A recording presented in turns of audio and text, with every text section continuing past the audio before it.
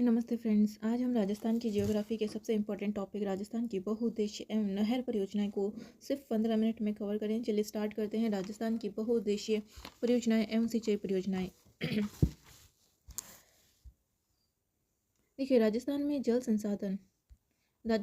संसाधन के दो स्रोत हैं। वो है सतही जल संसाधन, दूसरा है भूजल संसाधन। याद रखना है वाटर रिसोर्सेज कितने हैं, सतही जल संसाधन और भूजल संसाधन। राजस्थान के प्रमुख बांध हम इसमें पढ़ेंगे और राजस्थान के सिंचाई के कौन कौन से साधन उपलब्ध है, नहरें, तालाब, कुएं, नलकूप, बहुउद्देशीय परियोजनाएं, मल्टीपर्पज़ प्रोजेक्ट कौन कौन से चलाई जा रही है, वो हम इसमें कवर करेंगे। उसके बाद हम यहाँ पर देखेंगे जो बहुउद्देशीय परियोजनाएं, चंबल नदी परियोजना है, भाखड़ा नागड़ परियोजनाएं, व्यास परियोजनाएं, गंग नहर परियोजना, इंदिरा गांधी नहर परियोजना, माही बजार सागर परियोजना। अन्य महत्वपूर्ण सिंचाई परियोजनाएं कौन कौन सी चलाई जा रही है, जैसे ओरई सिंचाई परियोजना है, ओरई है, भीखाभाई सागवाड़ा नहर, भरतपुर नहर, नर्मदा नहर, बिसलपुर परियोजना, परवन नदी, जाखम परियोजना और अन्य एक नाम स्थान नदी, उससे कौन कौन से जिले लाभान्वित हो रहे हैं इसके बारे में पढ़ेंगे। उसके बाद हम जल संरक्षण, वाटर कन्वर्जेशन का कौन कौन से तरीके हैं वो पढ़ेंगे। परंपरागत जल संरक्षण की विधियाँ कौन कौन सी काम में लाई जा सकती है वो पढ़ेंगे। अब देखिए, हम देखते हैं कि जल जीवन है और संपूर्ण प्रगति का क्या है, आधार है।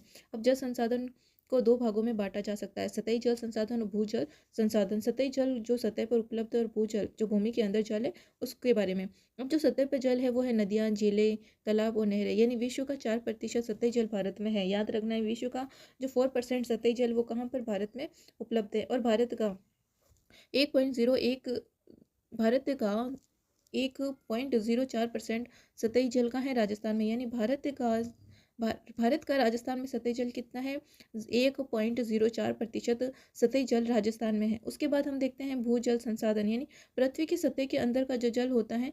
रिपोर्ट 2020 के अनुसार कुएं, नलकूप, बावड़ी इत्यादि के द्वारा हम इसका उपयोग करते हैं। अब हम नेक्स्ट देखते हैं राजस्थान में अफवाह तंत्र। अफवाह तंत्र मतलब,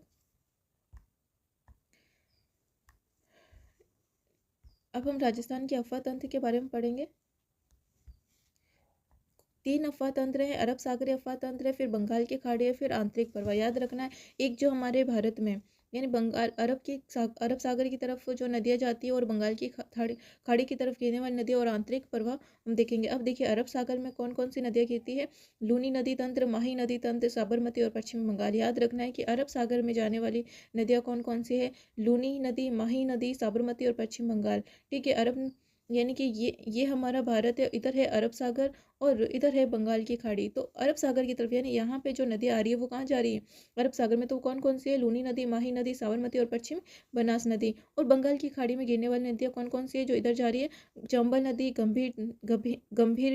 गंभीरी नदी और बाणगंगा नदी। उसके बाद आंतरिक प्रवाह जो ना बंगाल की खाड़ी में, अरब सागर में जा रही नहीं, बंगाल खाड़ी से भारत राजस्थान के अंदर कुछ कुछ समय बहती है, उसके बाद विलीन हो जाती है। वो नदियाँ हैं गरगर, रूपनगढ़, कांतनी, मैथा, रूपारेल, कांकनी, साबरमती। याद रखना है, आंतरिक नदियाँ अक्सर पूछी जाती है। तो आंतरिक नदियाँ हमारी कौन कौन सी है, आंतरिक नदियाँ हैं गरगर, रूपनगढ़, कांतली, मैथा, रूपारेल और कांकने और साबी नदी। ये जो 7 नदियां हैं वो आंतरिक प्रवाह की नदियां हैं। गरगर नदी, रूपनगढ़ नदी, कांतली नदी, मैथा नदी, रूपारेल नदी, कांकने नदी और साबरमती। बंगाल की खाड़ी में गिरने वाली नदियां हैं चंबल नदी, गंभीरी नदी और बाणगंगा नदी। अरब सागर में गिरने वाली नदी है लूनी नदी, माही नदी, साबरमती नदी और पश्चिमी बनास नदी। उसके बाद हम देखते हैं लूनी नदी तंत्र कौन कौन से हैं, यानी लूनी नदी की सहायक नदियाँ कौन कौन सी हैं।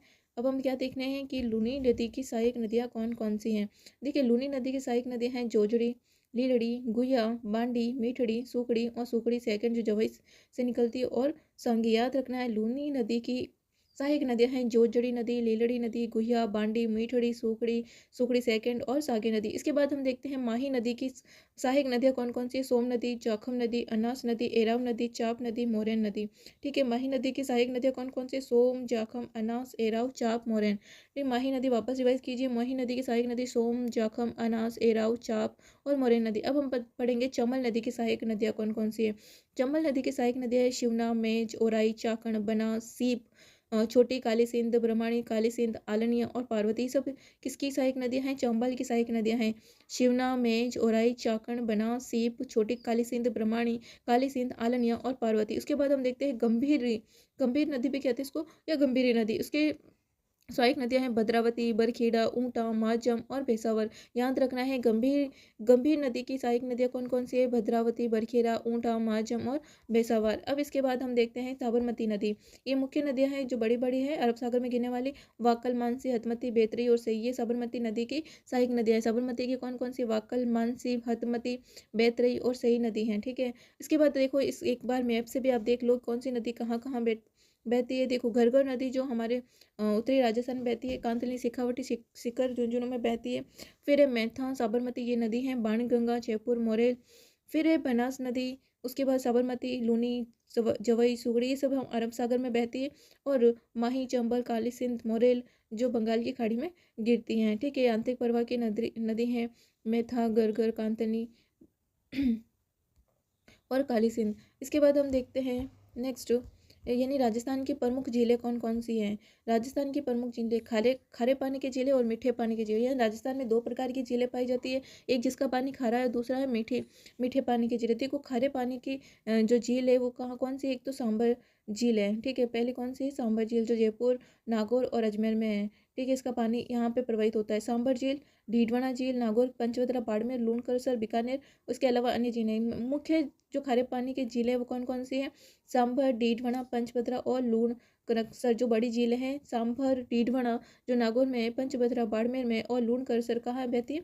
बीकानेर में। इसके बाद हम देखते हैं मीठे पानी की झीलें झीलें कौन कौन सी? उदयपुर की जयसमंद, पिछोला, फतेह सागर, उदय सागर। ये चारों जो झीलें हैं जयसमंद, पिछोला, फतेह सागर और उदय सागर कहाँ बहती है? उदयपुर में है। फिर अजमेर की मीठे पानी की झीलें आना सागर, पुष्कर और फाय सागर। अन्य झीलें जो राजसमंद, नक्की, कोलायत, सिलीसेड और गडीसर, ये अन्य मीठे पानी की झीलें हैं। याद रखना, राजसमंद झील, नक्की, माउंट आबू, कोलायत, बीकानेर, सिलीसेड, अलवर, गडीसर जैसलमेर में। इसके बाद हम देखते हैं इसका एक मैप भी है जो अन्य झीलें इसके अलावा कौन कौन सी। देखो कावोद और पोखरण जो जैसलमेर में है, पंचभद्रा बाड़मेर में है, कायलाना, फलोती, बालसमंद और नाप ये हमारे जोधपुर में है, लूणकरसर, कोलायत जो बीकानेर में है, ताल छाफर चूरू में है। इसके अलावा ये नागौर की डेगाना, कुचामन, डीडवाना, सांभर, ये केरेवासा, ये सारी झीलें हैं जो उदयपुर में पिछोला पिछला उदय सागर, फतेह सागर, जयसमंद झील है। ठीक है, उसके बाद ये अजमेर के आना सागर, फाय सागर और पुष्कर झील है, सिलीसेट जो अलवर में बैठी। इसके अलावा ये सारी झीलें हमारे राजस्थान में। इसके बाद हम देखते हैं राजस्थान के प्रमुख बांध कौन कौन से हैं। ये देखो बांध, राजस्थान के प्रमुख बांध, पहला है लसाड़िया का बांध जो अजमेर जिले का समुद्र कहलाता है, ये हमारा अजमेर में बांध। लसाड़िया बांध कहाँ है? अजमेर में। और क्या कहलाता है? अजमेर का समुद्र कहलाता है। फिर अनूप सागर बांध और गजनेर बांध कहाँ है? बीकानेर में। याद रखना, अनूप सागर बांध और गजनेर बांध बीकानेर में। ताल छाफर बांध कहाँ है? ताल छाफर बांध है चूरू में। फिर रामगढ़ काणोता बांध, पन्ना मिला मीणा की बावड़ी, फिर जयसमंद बांध, नीमराना का बांध, इसको हम विस्तार से पढ़ेंगे। ठीक है, देखो ये देखो चांद दौसा की चांद बावड़ी का है अभानेरी में। झुंझुनू में अजीत सागर बांध है। भीलवाड़ा में मेजा बांध कोठाई नदी पर बना हुआ है। यहाँ क्वेश्चन पूछा गया है कि मेजा बांध कहाँ है? भीलवाड़ा में। कौन सी नदी पर बना हुआ है? कोठारी नदी पर बना हुआ है। झुंझुनू में अजीत सागर बांध बना हुआ है। जयपुर में जसवंत सागर बांध जो पिचियाक नदी पर बना हुआ है। याद रखना है, जोधपुर में कौन सा है? जसवंत सागर है जो किस पे बना हुआ है? पिचियाक नदी पर। महिला बाग की झालरा भी जोधपुर में है।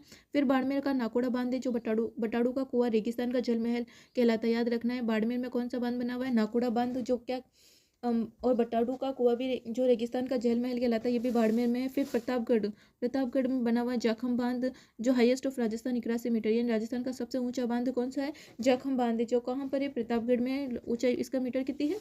81 मीटर लंबा है। याद रखना, 81 मीटर लंबा है। उसके बाद हम देखते हैं कोटा में सावन भादो बांध बना हुआ है, आलनिया बांध बना हुआ है, कोटा बैराज बना हुआ है। याद रखना है, कोटा में कौन कौन से बांध है? सावन भादो बांध, आलनिया बांध और कोटा बैराज हैं। उसके बाद हम देखते हैं केंद्रीय भूजल आंकलन रिपोर्ट जो 2020 में आई थी, सेंट्रल ग्राउंड वाटर रिपोर्ट जो आईवी द्वारा जारी की गई। यानी राज्य में देश का सतही जल कितना है? यानी हमारे राजस्थान में देश का सतही जल कितना है? 1.16%, यानी 1.16% है। राज्य में देश का भूजल कितना है? देश का भूजल कितना है? 1.72%। तो राज्य में कुल भूजल ब्लॉक कितने हैं? 295 ब्लॉक है। याद रखना है। और ब्लॉकों को कितने भागों में बांटा गया है? 4 भागों में बांटा गया है। पहला जो ब्लॉक है अतिदहन या अतिदोहन भी जिसको बोलते हैं डार्क जोन, जहाँ दोहन रिचार्ज अधिक होता है उसको बोलते हैं। ऐसे कौन से 203 जोन हैं, 203 क्या है क्षेत्र है।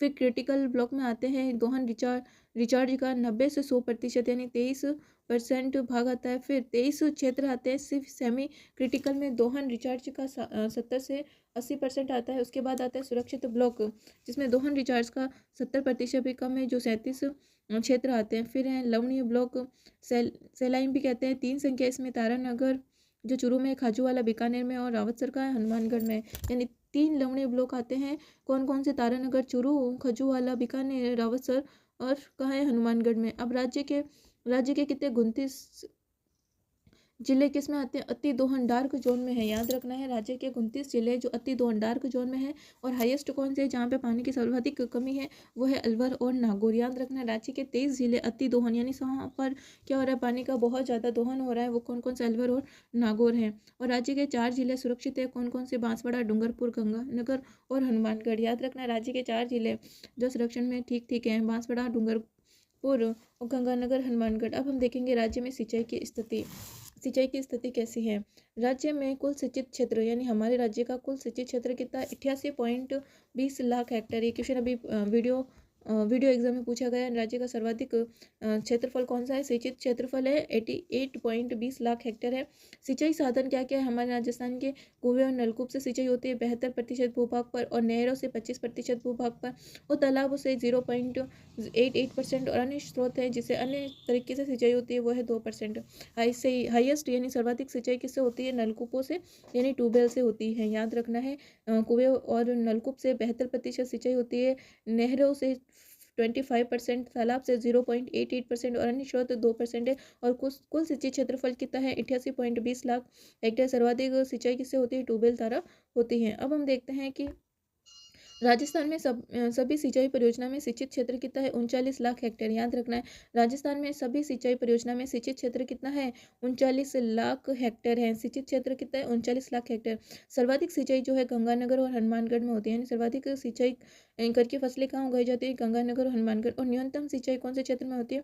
डूंगरपुर और राजसमंद में होती है। याद रखना है सर्वाधिक सिंचाई वाले क्षेत्र गंगानगर और हनुमानगढ़ है, न्यूनतम सिंचाई वाले क्षेत्र डूंगरपुर और राजसमंद है। राजस्थान में नहरों से सर्वाधिक सिंचाई कौन सी नहर से होती है? यानी राजस्थान में नहरों से सर्वाधिक सिंचाई कौन कौन सी नहरों से होती है? इंदिरा गांधी नहर परियोजना से, गंगा नहर से और चंबल नहर से। याद रखना तीनों इन नहरों से सर्वाधिक ज़्यादा यानी सबसे अधिक सिंचाई होती है इंदिरा गांधी नहर, गंगा नहर और चंबल नहर से।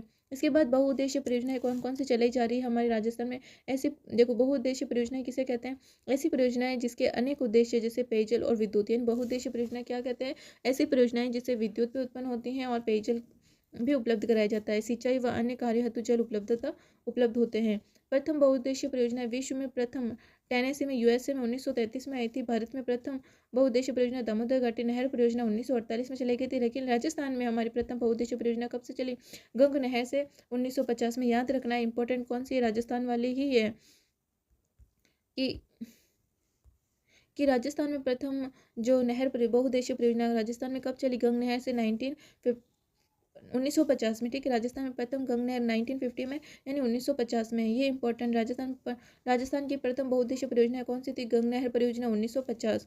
अब देखो बहुउद्देशीय परियोजनाओं या नहरों के क्या लाभ हैं इसके बारे में हम पढ़ेंगे कि बहुउद्देशीय परियोजना में नहरों से हमें क्या क्या लाभ होते हैं? सिंचाई, पेयजल, विद्युत उत्पादन, बाढ़ नियंत्रण होता है, सिंचित क्षेत्र में विस्तार होता है, कृषि उत्पादन में वृद्धि होती है, मत्स्य पालन में सहयोग होता है, पेयजल व उद्योगों के लिए जल की सुलभता हो जाती है, वृक्षारोपण व मरुस्थल के विस्तार पर रोक होती है, जनसंख्या बसाव अधिवासों में फैला हो जाता है, औद्योगिक विकास और रोजगार सृजन होते हैं। उसके बाद हम देखते हैं राजस्थान में प्रमुख सिंचाई परियोजनाएं कौन कौन सी हैं। देखो, पहली है वहद सिंचाई परियोजना। यानी वहद सिंचाई परियोजना 7 होती हैं, और मध्यम सिंचाई परियोजना में 5 परियोजनाएं और लघु परियोजनाओं में 41 परियोजनाएं। तो हम सबसे पहले देखते हैं वहद सिंचाई परियोजनाएं 7 कौन कौन सी हैं। पहली है 10,000 हेक्टेयर से ज़्यादा सिंचित क्षेत्र। यानी वहद में क्या होता है? कितने हेक्टेयर से ज़्यादा? 10,000 से हेक्टेयर से ज़्यादा जो परियोजना है यानी वहद सिंचाई परियोजना आएगी, जहाँ कितना क्षेत्रफल से ज़्यादा सिंचित क्षेत्र? 10,000 हेक्टेयर से ज़्यादा सिंचित क्षेत्र आता है, वो वहद सिंचाई परियोजना में आती है। पहली है नर्मदा नहर परियोजना, जो जालोर से लेकर बाड़मेर तक इससे सिंचाई होती है। ठीक है, नर्मदा नहर परियोजना जो कौन से क्षेत्र आते हैं इसमें, जालोर से लेकर बाड़मेर तक। और फिर आता है परवन परियोजना है। परवन परियोजना कौन से जिले में है, झालावाड़ में। फिर आता है धौलपुर लिफ्ट परियोजना, सीधी सी बात है धौलपुर में। राजस्थान मरु क्षेत्र जल पुनर्गठन परियोजना है। फिर है नवरेरा बांध कोटा में, ऊपरी उच्च स्तरीय स्तरीय नहर परियोजना और पीपल खूट परियोजनाएं भी आती हैं। फिर मध्यम सिंचाई परियोजना में 5 आती है। 2000 से 10,000 हेक्टेयर के बीच जो भूमि आती है उसको बोलते हैं मध्यम सिंचाई परियोजनाएं। ठीक है, जिसमें क्षेत्रफल कितना आएगा, 2000 से 10,000 हेक्टेयर तक, जिसमें है गरदड़ा सिंचाई परियोजना जो बूंदी में है, ताकली सिंचाई परियोजना कोटा, घांगरोन सिंचाई परियोजना आहू झालावाड़, लिया से छिपा बड़ौद परियोजना 12 और हाथिया देह किशनगंज 12 में। अब लघु सिंचाई परियोजना जिसमें है एरिया क्षेत्रफल कितना होगा, 0 से 200 हेक्टेयर तक होगा, जिसमें कितनी परियोजनाएं चलाई जा रही है, जिसमें हमारे यहाँ पे चलाई जा रही है 41 परियोजनाएं। ठीक है, गंग कैनल परियोजना, इंदिरा गांधी कैनल परियोजना, मोहनगढ़ परियोजना, गोदारा रोड परियोजना, जाखम प्रोजेक्ट, नर्मदा प्रोजेक्ट, माही प्रोजेक्ट, ERCP परियोजना, चंबल प्रोजेक्ट, बिसलपुर प्रोजेक्ट, यमुना परियोजना, ये सारी मध्यम सिंचाई परियोजनाएं हैं। ठीक है, इसके बाद हम देखते हैं राजस्थान में कुल सिंचित क्षेत्रफल कितना पूछा जाता है। राजस्थान में कुल सिंचित क्षेत्रफल कितना है, 39 लाख हेक्टेयर, याद रखना। सिंचित क्षेत्रफल कितना है, 39 लाख हेक्टेयर। अब हम देखेंगे महत्वपूर्ण जल वितरण समझौते कौन कौन से हुए। ठीक है, जल से संबंधित जल को बांटने से संबंधित समझौते कौन कौन से हुए। पहला हुआ सिंधु जल संधि जो 1960 में हुई थी, याद रखना। सिंधु जल संधि कब हुई थी, 1960 में हुई थी, भारत एवं पाकिस्तान के बीच हुई थी। ठीक है, सिंधु जल संधि 1960 में किस किस के बीच हुई, भारत और पाकिस्तान के बीच। सिंधु नदी तंत्र के जल के बंटवारे को लेकर हुआ था। जल समझौता सिंधु नदी जल समझौते के नाम से भी इसे जाना जाता है। पाकिस्तान के हिस्से में जल सिंधु नदी, झेलम और चेनाब नदी का गया। ठीक है, याद रखना। पाकिस्तान के हिस्से में कौन कौन से, सिंधु, झेलम और चेनाब नदी। और भारत के हिस्से में कौन सी नदियों का जला है, रावी, बनास और सतलज नदी। ठीक है, भारत के हिस्से में रावी, बनास और सतलज नदियों का जलाया। रावी व्यास समझौता कब हुआ था, रावी व्यास समझौता हुआ था 1955 में भारत के राज्यों के बीच, यानी भारत के राज्यों के बीच समझौता कब हुआ, रावी व्यास समझौता हुआ था 1955 में। फिर इराड़ी कमीशन, जो इराड़ी कमीशन आया था 1986 में। राजस्थान को 8.6 MF पानी आवंटित किया जाएगा, किससे, इंदिरा गांधी नहर से 7.59 MF और रिमेनिंग गंग नहर, भाखड़ा नहर, सिंधमुख नहर और नोह नहर से भी उपलब्ध किया जाएगा। याद रखना, टोटल 8.6 जो मैफ पानी उपलब्ध होगा इराडी कमीशन के तहत 1986 में आया था इंदिरा गांधी नहर से, और गंग नहर, भाखड़ा नहर, सिंधमुख नहर, नोहर से भी पानी होगा। इंदिरा गांधी नहर से 7.59 MF पानी उपलब्ध किया जाएगा। उसके बाद यह भारत का में पे। अब हम देखेंगे प्रमुख नहर परियोजनाएं कौन कौन सी चलाई जा रही है हमारे राजस्थान में। भाखड़ा नागढ़ परियोजना, इंदिरा गांधी नहर परियोजना, राजीव गांधी सिद्ध मुख परियोजना, इपी और ERPC यानी पूर्वी राजस्थान नहर परियोजना, गंग नहर, यमुना, गुड़गांव नहर, भरतपुर नहर और नर्मदा नहर। अब हम इसकी प्रमुख नहरें देखेंगे।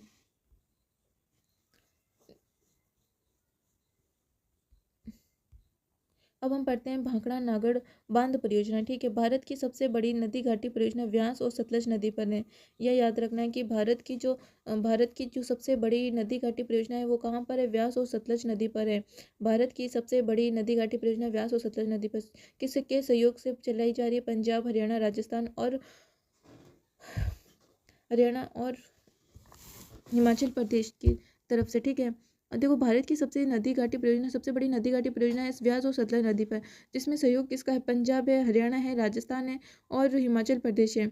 इसमें सिर्फ हिमाचल प्रदेश इससे क्या व्यास और सतलज नदी पर सिर्फ विद्युत का उत्पादन करता है। राजस्थान को इससे जो है पानी उपलब्ध होता है 15.2%। अब संबंधित परियोजना यानी इस सबसे नदी घाटी परियोजना व्यास और सतलज नदी की परियोजना है भाखड़ा बांध और नागल हाइड्रेट चैनल पर गंगवाल व कोटड़ा के 2 विद्युत गृह बनाए गए हैं, जिसे 1104 किलोमीटर मुख्य नहर होती 3,360 किलोमीटर की फतेहाबाद शाखा नहर निकाली गई है। इसके बाद हम देखते हैं भाखड़ा बांध। देखो भाखड़ा जो बांध है वो कहाँ पे, सतलज नदी पर बनाया गया है। याद रखना, भाखड़ा बांध किस पे बना हुआ है, सतलज नदी पर। कहाँ पर, होशियारपुर जिला, पंजाब में। बांध की लंबाई कितनी है, 518 मीटर, ऊंचाई है 226 मीटर, सेकेंड हाईएस्ट, दूसरा सबसे बड़ा बांध है और पहला यानी पहला जो सबसे बड़ा बांध है वो टिहरी बांध है, ठीक है।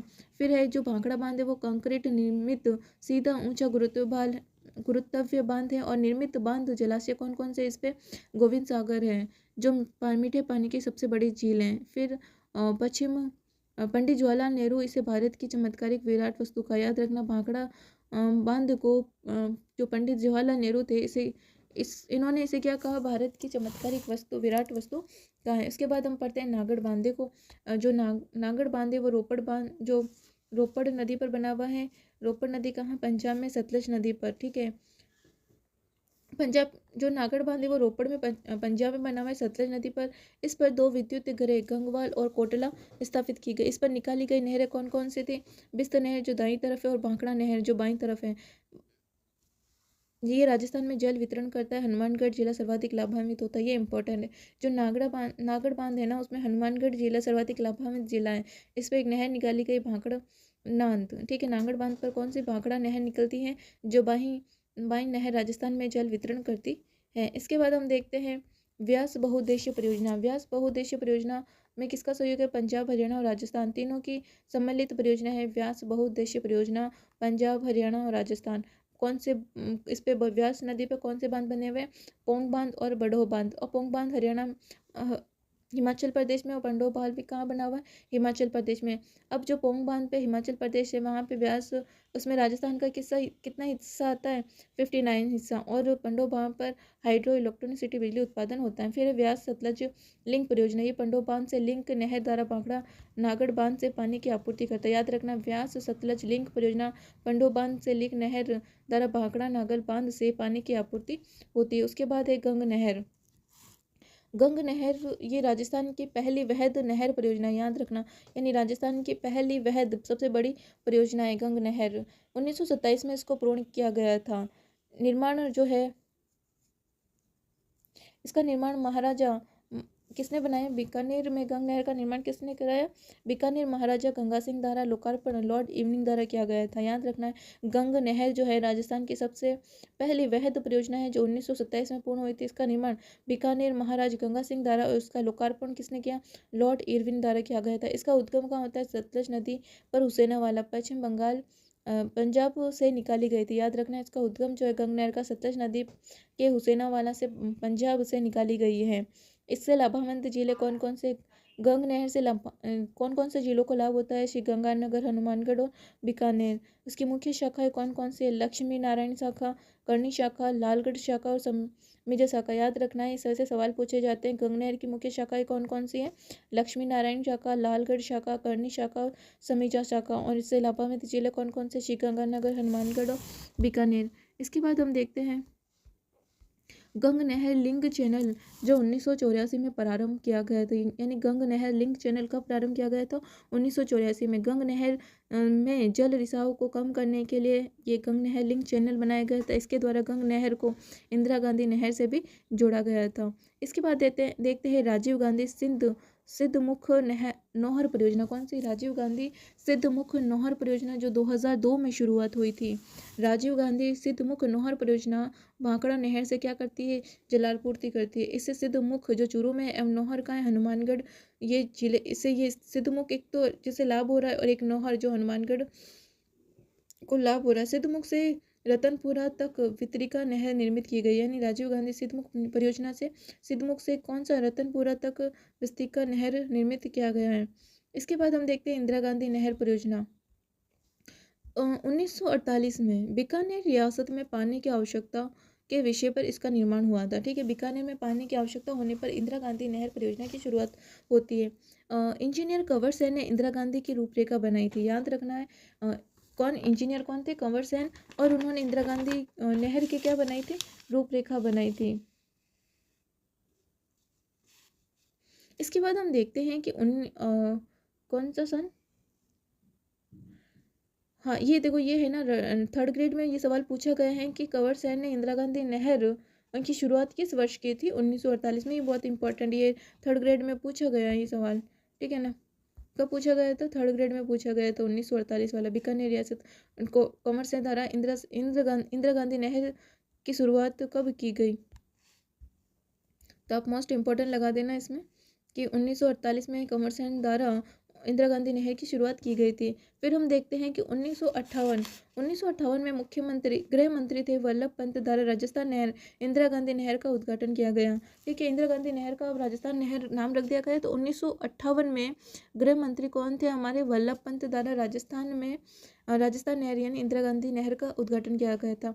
इसके 2 चरण हैं। देखो, प्रथम चरण जो था उसमें 393 किलोमीटर तक इसका विस्तार था, जो 1958 से 1986 तक रहा। याद रखना, इसमें कितने चरण हैं? 2 चरण हैं, जिसमें पहले चरण के अंतर्गत कितने एरिया को कवर किया गया था? 393 किलोमीटर, जो 1958 से 1986 तक चला था। इसमें पहला हरिके बैराज से मसीता वाली हेड जो 204 किलोमीटर था, और पंजाब और हरियाणा में टोटल 169 किलोमीटर और 35 किलोमीटर हमारे राजस्थान पहले चरण में इसमें काम चला था।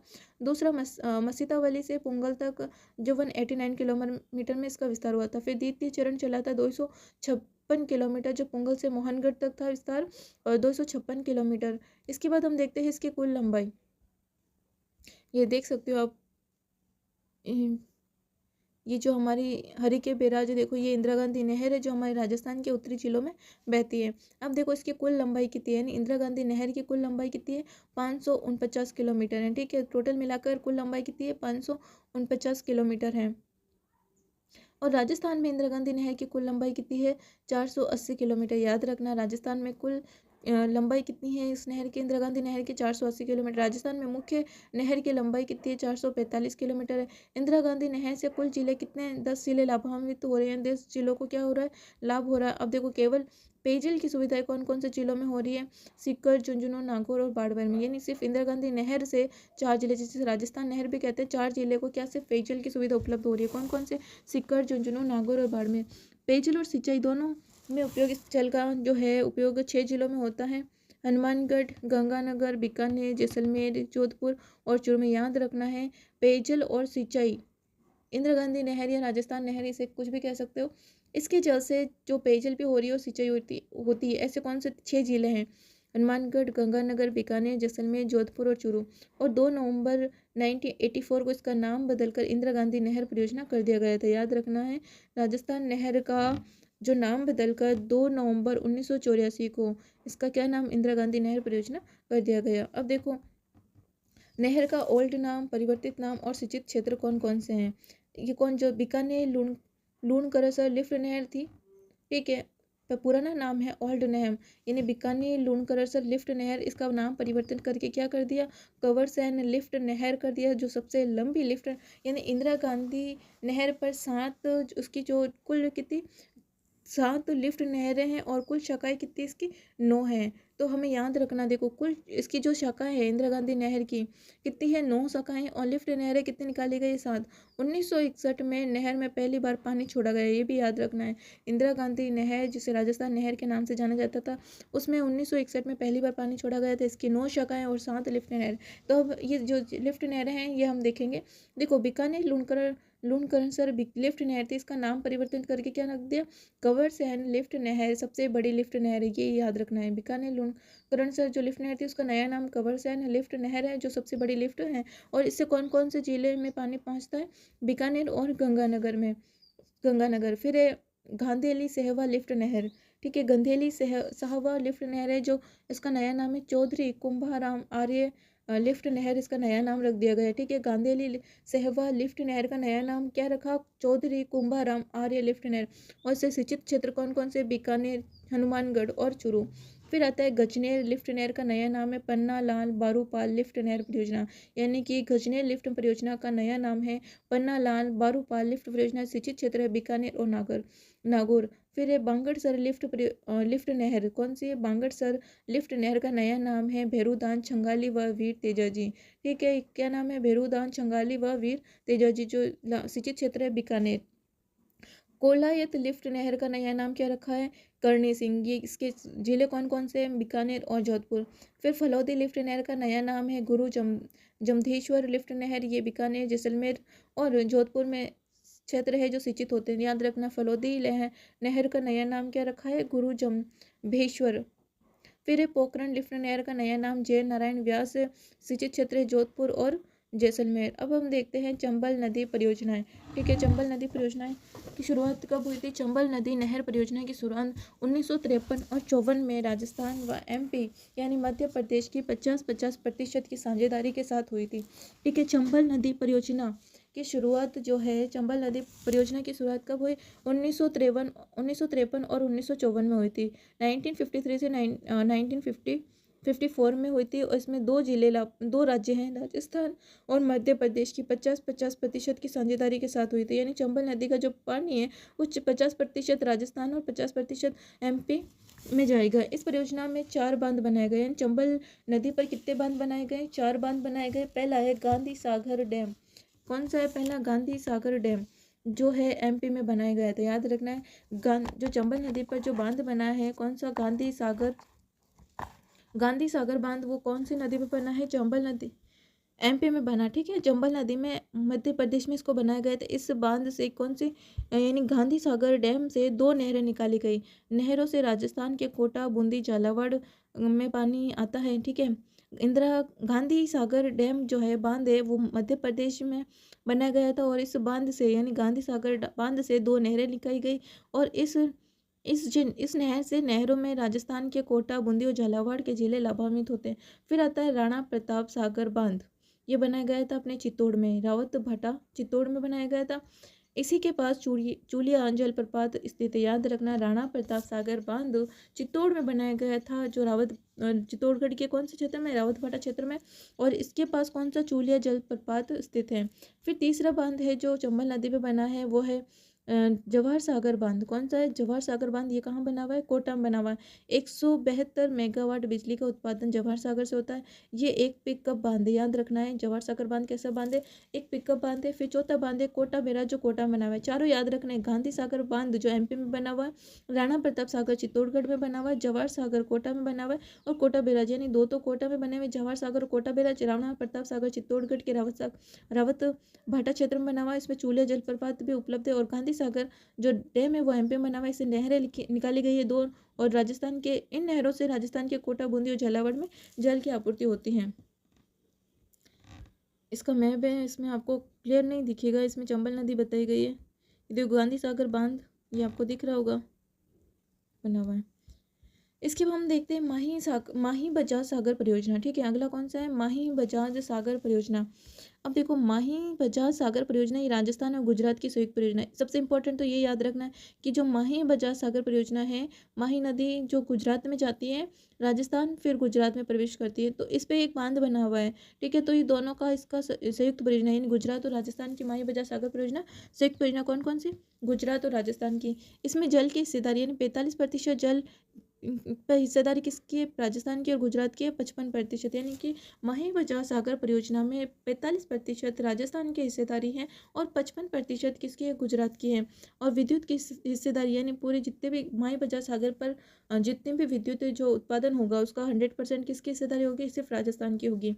इस परियोजना का नामकरण स्वतंत्रता सेनानी जमनालाल बजाज के नाम पे किया गया, यानी माही बजाज सागर परियोजना जिस उनका नाम किस पे? स्वतंत्रता सेनानी थे जमनालाल बजाज के नाम पर किया गया। इस परियोजना में 3 बांध बनाए गए, यानी माही बजाज सागर परियोजना में कितने बांध बनाए गए? 3 बांध बनाए गए। 3 बांध कौन कौन से बनाए गए? तीनों बांध हम पढ़ते हैं। माही बजाज सागर बांध। ठीक है, पहला बांध कौन सा है? माही बजाज सागर बांध। ये बोरखेड़ा अपने बांसवाड़ा में बना हुआ है। राजस्थान का सबसे लंबा बांध है जिसकी जो लंबाई है 3109 मीटर। याद रखना है, माही बजाज सागर बांध राजस्थान का सबसे लंबा बांध है जिसकी लंबाई कितनी है? 3109 मीटर। और वर्तमान में 140 मेगावाट विद्युत का उत्पादन इसमें होता है। ये पूछा जाता है, माही बजाज सागर बांध कहाँ बना हुआ है?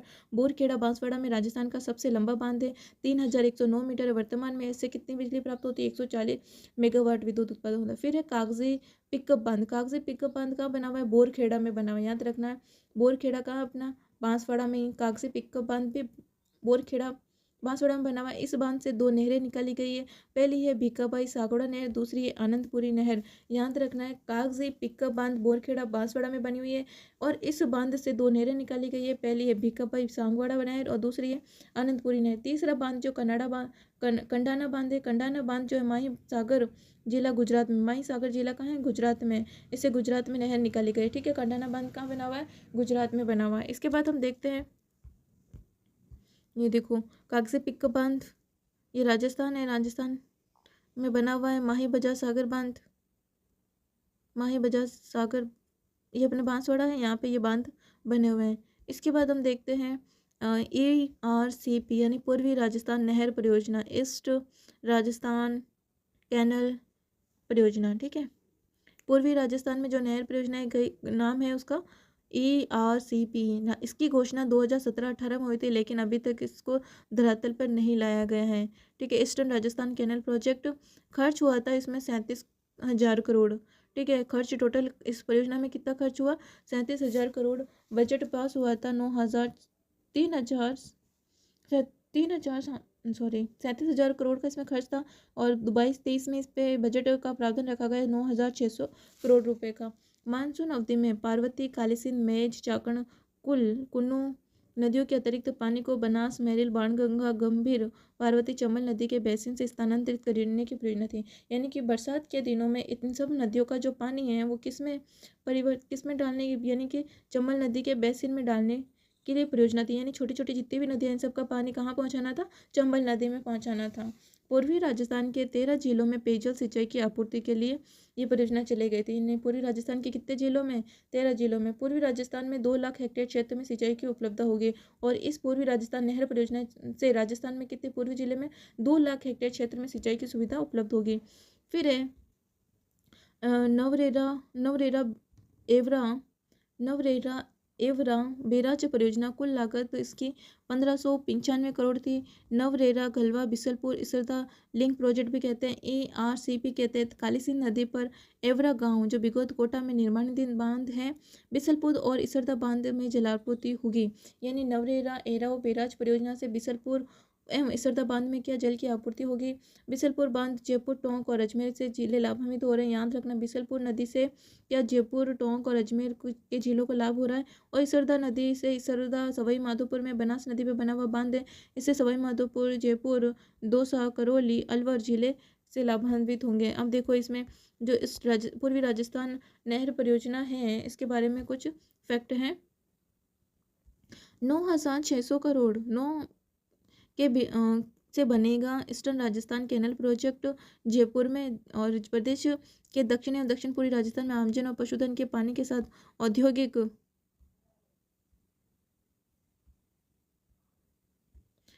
पशुधन के साथ पानी की औद्योगिक गतिविधियों की आवश्यकता को पूरा करने के लिए राजस्थान सरकार ने ईस्टर्न राजस्थान कैनाल प्रोजेक्ट की गतिविधियों के जरिए के वो कैनाल 9,600 करोड़ रुपए खर्च होंगे। मुख्यमंत्री अशोक गहलोत ने बजट कि राजस्थान में 3 करोड़ जनता जो है ईस्टर्न राजस्थान में कैनाल प्रोजेक्ट केंद्र सरकार के बीच फंस कर रह गया है। इसके बारे में कुछ लिखा हुआ था, वैसे भी आपके काम नहीं। इसमें यह है कि 13 जिले जो सिंचाई और इससे ये इंपॉर्टेंट है कैनाल से, इस कैनाल से जो है ईस्टर्न कैनाल से कितने 13 जिले को सिंचाई के लिए पानी मिलेगा। 13 जिले कौन, झालावाड़, बारा, कोटा, बूंदी, सवाई माधोपुर, अजमेर, टोंक, करौली, अलवर, भरतपुर, दौसा और धौलपुर है। इस मानसून में कुन्नू, कुल, पार्वती, सिंध, मेच बेसिनों, बनास, मोरेल, पानगंगा, काली सिंध आदि नदियों में बेसिनों से पहुंचाया जाएगा। नौरदा इसरदा लिंक अब राज्य सरकार करेगी।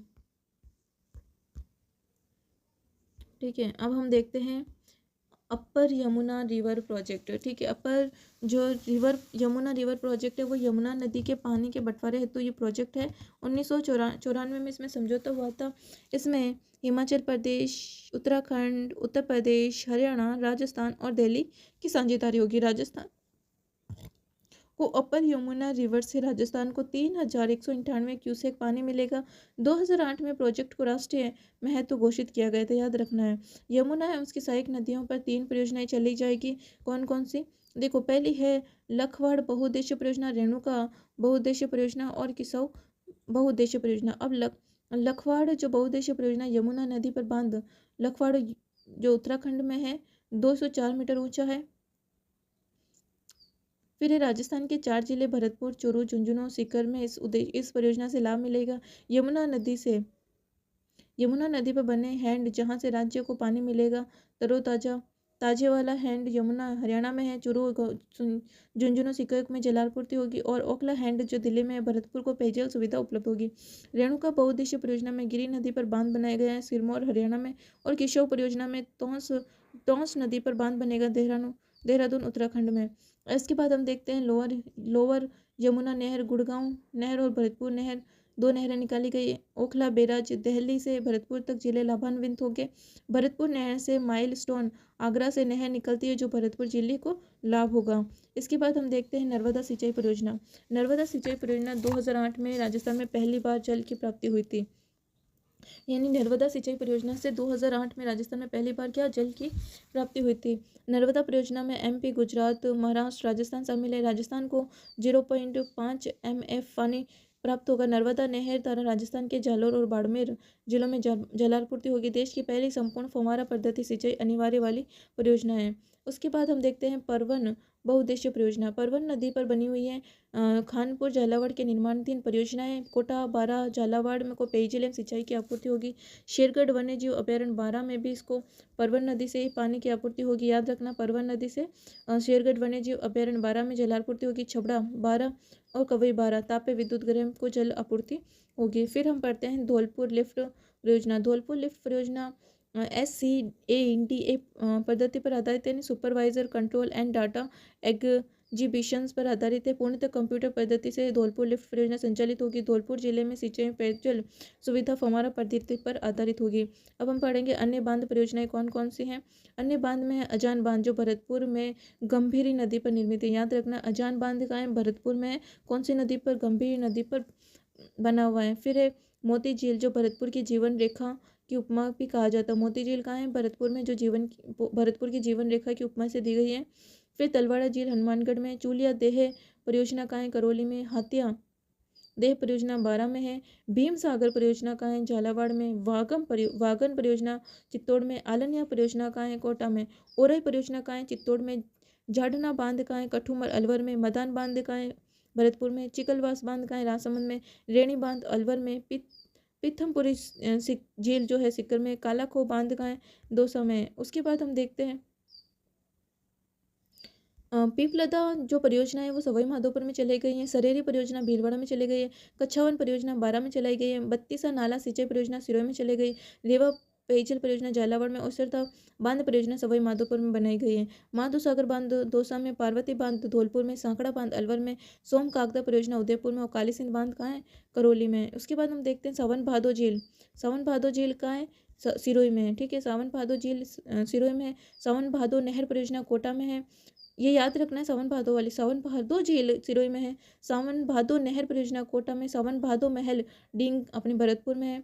अब तो डींग अलग जिला बन गया। सावन भादो कड़ैया देशनोक बीकानेर में है। नौलखा झील बूंदी में है। नौलखा महल उदयपुर में है। ठीक है, झील का है नौलखा बूंदी में और महल का है नौलखा उदयपुर में। नौलखा बावड़ी का है अपने डूंगरपुर में। नौलखा द्वार का है रणथंभौर में। नौलखा मंदिर का है पाली में। नौलखा बुर्ज का है चित्तौड़ में। नौलखा दुर्ग का है झालावाड़ में। अब हम देखते हैं जल संरक्षण, वाटर कन्वर्जेशन कैसे होता है। देखो, जल संरक्षण राजस्थान की प्राथमिक आवश्यकता है क्योंकि यहाँ की भौगोलिक परिस्थितियों के कारण जल की क्या है? कमी है। उससे तो कम वर्षा होती है और रेगिस्तानी क्षेत्र अधिक है। अरावली की अवस्थिति अधिक तापमान के कारण तीव्र वाष्पीकरण होता है और भूजल स्तर नीचे चला जाता है। अब जल संरक्षण की विभिन्न जो टेक्निक है हमारे राजस्थान में अपनाई गई है। पहली है नवीन सिंचाई हेतु नवीन पद्धतियों को अपनाना, यानी कि सिंचाई हेतु हमें नई नई तरीकों को अपनाना चाहिए। पहला फव्वारा विधि जिसके तहत बूंद बूंद सिंचाई पद्धति। लंबी दूरी पर पानी पहुंचाने के लिए हमें पाइपों का प्रयोग करना चाहिए। जल दुरुपयोग का नियंत्रण करना चाहिए। मिट्टी की जांच करवा के आवश्यकता अनुसार हमें क्या जल देना चाहिए। सॉइल और हेल्थ कार्ड बनाकर आवश्यकता से अधिक पानी देने पर खेतों में अनेक समस्या उत्पन्न हो जाती है। कौन सी? सेम समस्या, लवणता की समस्या। इंपॉर्टेंट है कि सेम की समस्या खेतों में कब उत्पन्न होती है? जब हम क्या करते हैं, आवश्यकता से अधिक खेतों में पानी पहुंचा देते हैं तो सेम की समस्या उत्पन्न हो जाती है और लवणता की समस्या उत्पन्न हो जाती है। फिर भूमिगत जल का विवेकपूर्ण उपयोग करना, उपलब्ध भूजल का सर्वेक्षण करके, वृक्षा जल संरक्षण करके, जल स्तर बढ़ाने का प्रयास है। छोटे बांध बनाओ, तालाबों, एनीकटों का निर्माण करके, खाई बनाकर, रिचार्ज करके, कुआं, ट्यूबवेल, टैंक में पानी उतरवाकर। फिर है जर्जर नहरी तंत्र की मरम्मत एवं वितिकराओं एवं नालों को पक्का करवा के परंपरागत जल संरक्षण विधियों को अपनाकर। इसमें हम परंपरागत जल संरक्षण की विधियाँ कौन कौन सी ये पढ़ेंगे। जैसे परंपरागत जल संरक्षण की विधियाँ है तालाब, झीलें, कुएं, नाड़ी, बावड़ी, टोबा, खड़ी, टांका या कुंडी, कुई या बेरी, ये परंपरागत है। याद रखना है, तालाब, झील, कुएं, नाड़ी, बावड़ी, टोबा, खड़ी, टांका या कुड़ी, कुई या बेरी। अब है नाड़ी। देखो, नाड़ी क्या होती है? पश्चिमी राजस्थान में निर्मित छोटे तालाब, जिसको हम पोखर कहते हैं, कच्ची नाड़ी पक्की नाड़ी दो तरीके से बनती है। इसने क्या कहा है कि हमारे पश्चिमी राजस्थान में निर्मित छोटे जो तालाब होते हैं जिसको पोखर कहते हैं, उसको नाड़ी कहते हैं। ये नाड़ी जो होती है कच्ची नाड़ी भी होती है, पक्की नाड़ी भी होती है। और टोबा क्या होता है? टोबा क्या होता है? नाड़ी के समान लेकिन अधिक गहरा होता है। क्या टोबा क्या किसे बोलते हैं? जो नाड़ी के समान ही होता है लेकिन अधिक गहरा होता है। फिर है बावड़ी, ये एक सीढ़ीदार निर्मित वहत कुआं होता है। बावड़ी क्या होती है? एक सीढ़ीदार निर्मित होती है वहद कुआं, यानी ऐसा कुआं जिसमें सीढ़ियाँ बनी होती है। वर्षा जल संरक्षण एवं भूमिगत जल स्रोत में शामिल है। इसके बाद इसमें बूंदी की बावड़ियों एवं शेखावटी की बावड़ियाँ क्या है? प्रसिद्ध है, याद रखना है। बूंदी की बावड़ियाँ और शेखावटी की जो बावड़ियाँ हैं वो प्रसिद्ध है। बूंदी की बावड़ियाँ और शेखावटी की बावड़ियाँ प्रसिद्ध है, याद रखना है।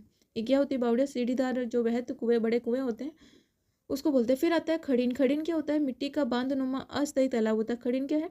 मिट्टी का बांधनुमा, यानी मिट्टी का बना हुआ बांध जैसा तालाब होता है जिसे ढाल वाली भूमि के नीचे बनाया जाता है। जैसलमेर के पालीवाल ब्राह्मण द्वारा खंडीन बनाए जाते थे। इसके बाद हम देखते हैं टांका। टांका या कुंडी भी कहते हैं। सार्वजनिक संस्थानों एवं व्यक्तिगत घरों के बारिश के जल को एक टांके में भरकर पूर्णतः ढका होता था। टांका या कुंडी क्या होती है? सार्वजनिक संस्थानों या व्यक्तिगत घरों के बारिश का जो पानी होता था वो टांके यानी कि पूर्णतः टैंक में भरा होता था, पूर्णतः ढका होता था। ये देख सकते हो आप। अब कुएं या बेरी क्या होती है? तालाबों के पास निर्मित 10 से 12 मीटर गहरी कम चौड़ाई वाले जो कुएं होते थे उनको क्या बोलते थे?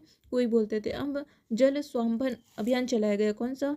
जल स्वावलंबन अभियान 27 जनवरी 2000 से की शुरुआत होती है।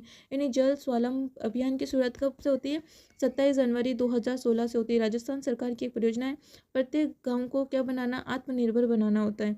जन सहभागिता से वर्षा जल संग्रहण के लिए तालाब, एनीकट, मिट्टी के बांध, टांका, खड़ीन, खेत तलाई इत्यादि का निर्माण करना है। अब अटल भूजल परियोजना। अटल भूजल परियोजना 2020 से 2025 तक बना था। केंद्र सरकार की परियोजना है। भारत सरकार और विश्व बैंक के सहयोग से राजस्थान सहित 4 राज्यों में लागू। इंपॉर्टेंट है ये। अटल भू परियोजना 2020 से 2025 तक केंद्र सरकार की परियोजना है। भारत सरकार विश्व बैंक के सहयोग से, याद रखना, भारत सरकार और विश्व बैंक के सहयोग से राजस्थान के 7 राज्यों में ये राजस्थान सहित इसमें 7 राज्य हैं जिसमें 50% 50-50 के अनुपात में भागीदारी होगी। उसका उद्देश्य क्या है? सामुदायिक भागीदारी के माध्यम से राज्यों में भूजल के गिरते स्तर को रोकना और समुदाय के व्यवहार के पानी के प्रति संवेदनशीलता लाना है। और राजस्थान के 17 जिलों में 38 PS के अनुसार 1114 GP में लागू होगी। इस बाद हम देखते हैं जल निकाल से संबंधित परियोजनाएं एवं संस्थाएं कौन कौन सी। जल निकाल से संबंधित प्रमुख परियोजनाएं एवं संस्थान। बांध पुनर्वास एवं सुधार परियोजनाएं कौन कौन सी है?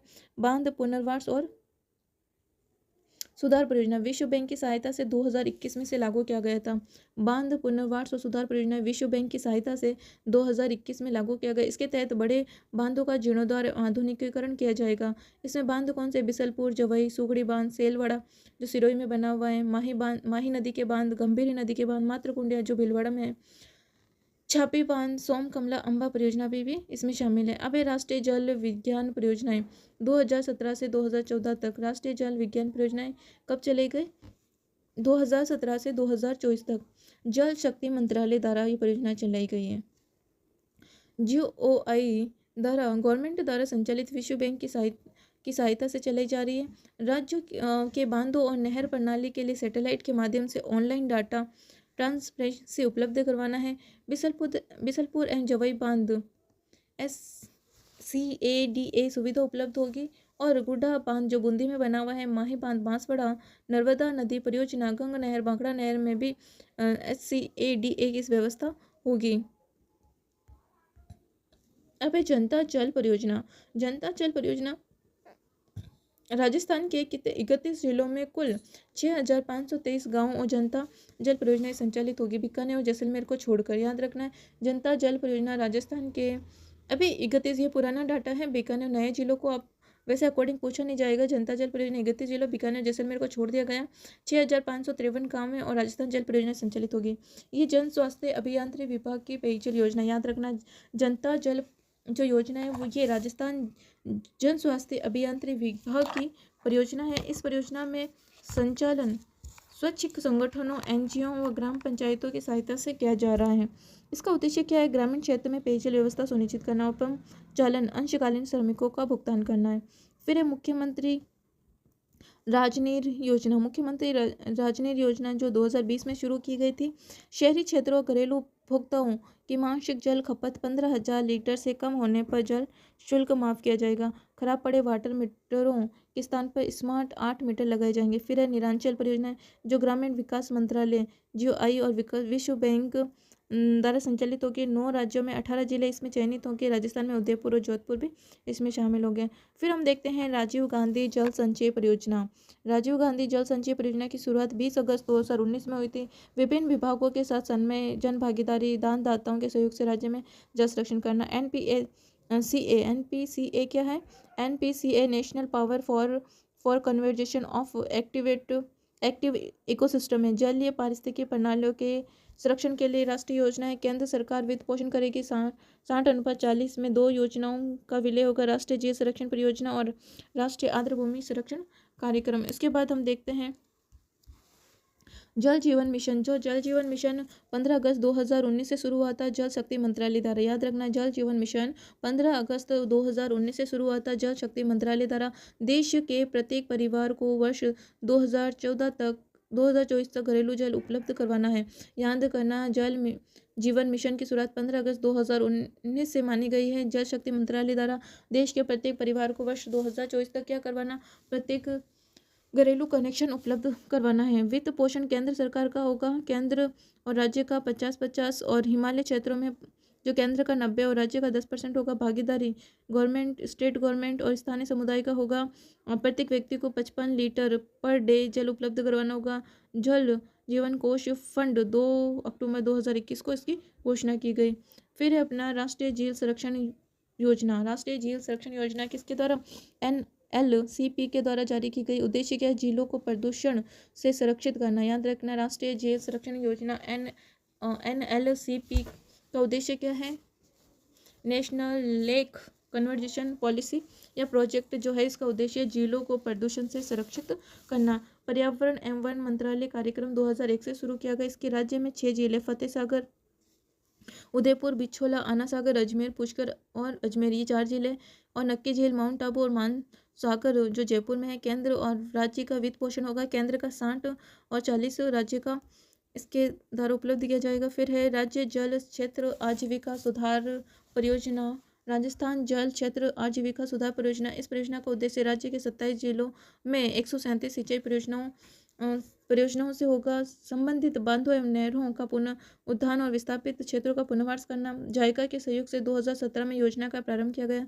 जापान इंटरनेशनल ऑपरेशन एजेंसी के द्वारा 27 जिलों में कुल 4.70 लाख हेक्टेयर क्षेत्र में जल दक्षता को बढ़ाया जाएगा। अब है राजस्थान मरु क्षेत्र जल पुनर्गठन परियोजना। ठीक है, राजस्थान मरु क्षेत्र जल पुनर्गठन परियोजना। इस इंदिरा गांधी नहर परियोजना के प्रथम चरण के पुनर्गठन हेतु एनडीबी यानी विक्स बैंक की सहायता से संचालित है। कुल लागत 3,291 करोड़ होगी। लाभान्वित जिले इंदिरा गांधी नहर वाले सभी जिले होंगे। और इंदिरा गांधी नहर परियोजना की संरचना से रिसाव रोकने के लिए सिंचाई प्रबंधन और आधुनिकीकरण का उसका मुख्य उद्देश्य होगा। फिर आता है सुफलम परियोजना। सुफलम परियोजना बाड़मेर जिले में खारे पानी को मीठा करने के लिए बनाई गई है। ब्रिक्स या बार्क द्वारा रक्षा अनुसंधान प्रयोगशाला जोधपुर में संचालित। बार्क जो एवं रक्षा अनुसंधान प्रयोगशाला का है जोधपुर में संचालित की गई। फिर आता है तेलीय पानी। तेलीय पानी मतलब जब पानी में कार्बोनेट की मात्रा अधिक हो, लवणता कम हो तो उसे तेलीय पानी कहते हैं। यानी तेलीय पानी उसे कहेंगे जिसमें कार्बोनेट की मात्रा अधिक हो, लवणता कम हो, तो वो तेलीय पानी कहलाता है। ऐसे पानी से सिंचाई करने से मृदा की क्षारीयता बढ़ जाती है और क्षारीयता के उपचार हेतु जिप्सम का प्रयोग किया जाता है। ये हो गया आज आपकी बहुउद्देशीय परियोजना। जिले, नदियाँ, तालाब, जितनी भी योजनाएं सारी इसमें कवर कर दी गई है। इस वीडियो को देखने के बाद आपको कहीं से भी कुछ भी नया डाटा ढूंढने की ज़रूरत नहीं पड़ेगी। आई होप कि आपको पसंद आया होगा। आया हो तो लाइक, शेयर, सब्सक्राइब ज़रूर करें। Thank you.